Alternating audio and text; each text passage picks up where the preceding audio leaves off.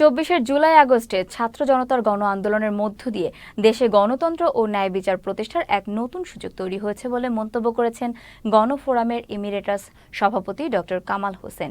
বিকেলে জাতীয় প্রেস ক্লাবের আব্দুস সালাম হলে নিজের ৮৮তম জন্মদিন উপলক্ষে গণফোরাম আয়োজিত অনুষ্ঠানে তিনি একথা বলেন।